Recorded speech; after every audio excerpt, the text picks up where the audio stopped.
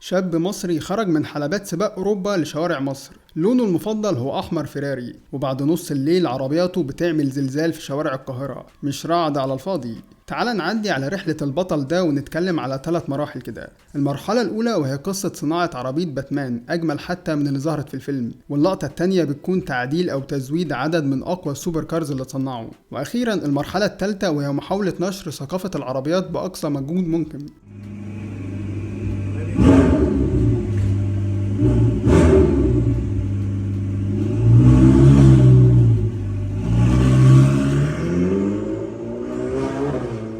فتعالى نبدأ من عند اللقب، وهو اكزوتكس درايفر او سائق العربيات الاكزوتيك. انا معرفش ترجمة حرفية لكلمة اكزوتكس دي، لكن لما تشوف عربية من المستوى ده اكيد هتتعرف عليها. هي عربيات مش عادية يعني. فالراجل بينافس بشكل محترف من حوالي 15 سنة. بدأ بشكل تقليدي مع الكارتينج مع فريق مصري قديم اسمه ايجي كارت، وفضل يطور في مستواه لحد ما ساق عربيات فورمولا 3. وحاليا هو في عالم سباقات الجي تي اي، الجراند توريزمو انديورنس، سباقات تحمل او الجي تي 3، تعتبر من اقوى سباقات السرعه في اوروبا. ومعظم العلامات التقيله في المجال زي بورشا واستون مارتن وطبعا فيراري بيشاركوا هناك. فسباقات الجي تي اي دي هي اللي بتساعد السواق انه يتاهل للمستوى الاعلى، مستوى سباقات التحمل ليمان 24. وحاليا هو مرتبط مع علامه فيراري مع فريق السباقات بتاعهم اي اف كورسي.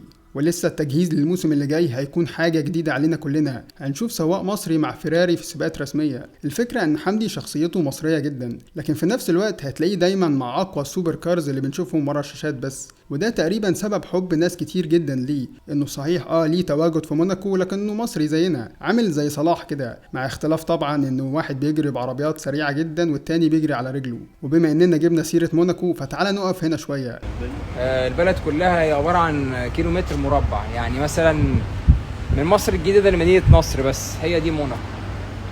لأن موناكو بنتكلم هنا عن بلد صغيرة جدا، لكن تقريبا فيها كل عربيات أحلامك، حاجة موازية لدبي عندهم كده. و30% من السكان مليونيرات، تلت البلد معاهم سوبر كارز. ده لسه ما اتكلمناش عن المليارديرات اللي هناك، اللي عندهم جراشات عربيات حاجة ممكن ما تتصدقش إلا لو اتصورت. المهم إن أي عربية هناك مهما كان مستواها فغالبا هتلاقي عربية أقوى ويمكن أغلى منها. الشوارع هناك عرض مستمر. التميز هناك هدف صعب جدا توصل له، وده اللي ياخدنا للبات موبيل. مش عربية تصميمها هجومي زي اللامبورجيني مثلا، فلو بلون اسود ممكن يتقال عليها عربية باتمان. لا، هنا بنتكلم عن عربية باتمان حرفيا، النسخة اللي ظهرت في فيلم باتمان سنة 89. الفيلم كان سيء جدا وكوميدي كمان، لكن الحاجة الوحيدة العدلة فيه انه قدم عربية باتمان بمنظرها اللي من وجهة نظري يعتبر اجمل عربية ظهرت على التلفزيون. المهم ان الشو كارز اللي زي دول مش بيكونوا مصممين للشوارع اصلا، وده اللي يخلي العربية مختلفة ومميزة عن اي حاجة جنبها في الشارع. حتى لو عدى قدامك ايه بقى، بوجاتي او لا فيراري، عينك مش هتيجي غير على البات موبيل الاول.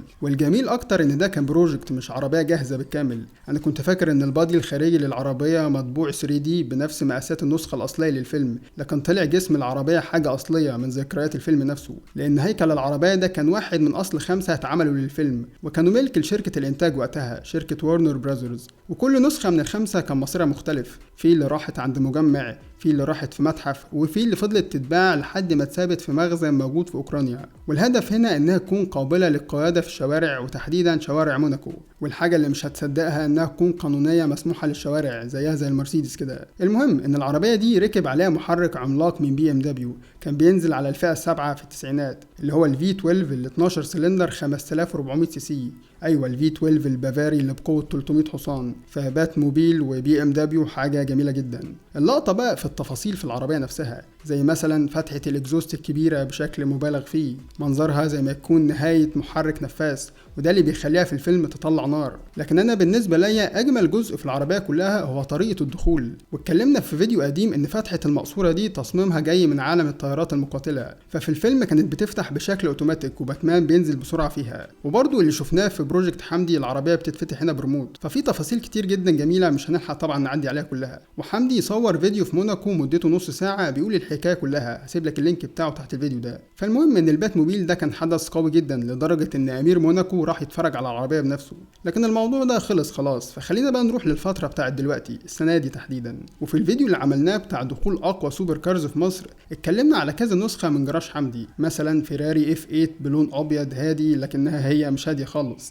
بمحرك 8 سلندر مرعب توين تيربو بقوة أكتر من 700 حصان. العربية طيارة، وشغل الايروداينامكس يبين لك قد ايه دي سوبر كار مصممة للشوارع. وعربية حمدي أرقامها مش ستوك على فكرة، متزودة لأكتر بكتير من مجرد 700 حصان، لأن دايما بيكون فيه أقوى. ومستوى 700 حصان ده هتشوفه كذا مرة مع حمدي، زي نسخة الحلبات الخارقة للطبيعة البورشا GT2 الRS، كانت وما زالت من أسرع العربيات على حلبة نوربرج، بجناح عملاق ووزن خفيف جدا ومحرك مرعب 6 سلندر فلات 3800 سي سي، ومدعوم بتوين تيربو علشان يفجر 700 حصان ألماني، هيخلي العربية تطير لسرعة 100 كيلو في الساعة في ثانيتين و7 أجزاء بس. والنسخة دي كمان اتقفل عدادها في الشوارع بتاعتنا، العداد جاب أكتر من 360 كيلو في الساعة، كانت فعلا رعد بعد نص الليل. ومعظم العربيات ليها نمر وارقام مميزه، لكن مفيش شكل معين واحد ليهم كلهم، ممكن كلمه زي رعد او حرف ميم محمد حمدي، لكن عادي مفيش تركيز قوي في الحته دي. الكوليكشن كمان كان فيه عدد كبير يعتبر من نسخ الاس يو في،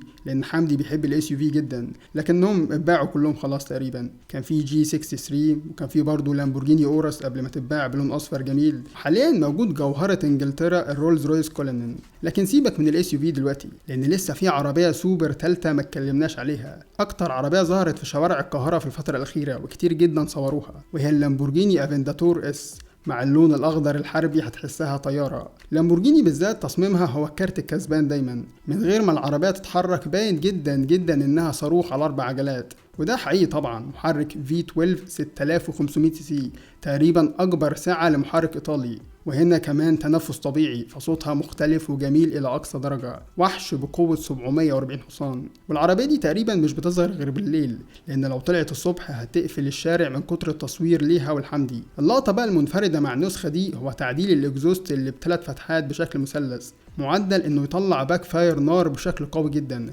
علشان تكون بامتياز اقوى شو كار في مصر صوت وصوره.